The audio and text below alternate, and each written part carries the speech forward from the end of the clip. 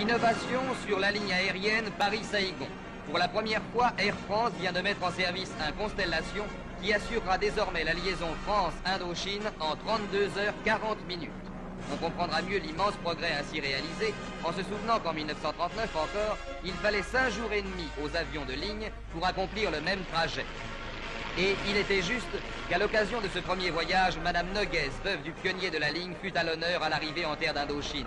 Cette terre d'Indochine qui n'a pas encore complètement retrouvé le calme et où un peu partout sur les routes et les pistes, des hommes veillent, isolés, pour assurer l'ordre. Un ordre troublé par des coups de main et des attentats dont les victimes sont trop souvent les populations civiles. Cholon, l'immense faubourg de Saïgon, n'échappe pas à cette triste règle.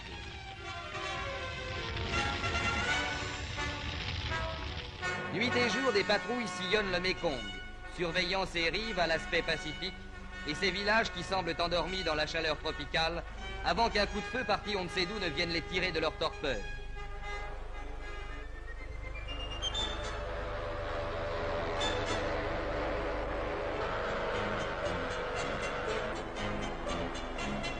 Mais en dépit de ces menaces larvées, la vie continue en Indochine.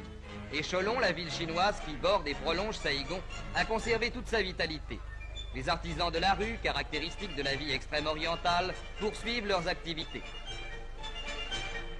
Des milliers de jonques alignés sur le Mékong abritent toujours leur population lacustre et, grâce au miracle du cinéma, la princesse Alicane, ex-Rita Hayworth, entourée de commentaires chinois, sourit dans les rues de Cholon. Oui, la vie continue en Indochine et tout le Vietnam a fêté dans l'allégresse le thé ou nouvel an chinois. La licorne rituelle, promenée dans les rues, a été chassée par les bons esprits et dans tous les temples d'Indochine, les bons et les fidèles ont brûlé l'encens en offrande aux dieux tutélaires pour qu'ils protègent la terre et ses habitants et pour qu'ils ramènent la paix et le bonheur sur le vieux sol d'Indochine.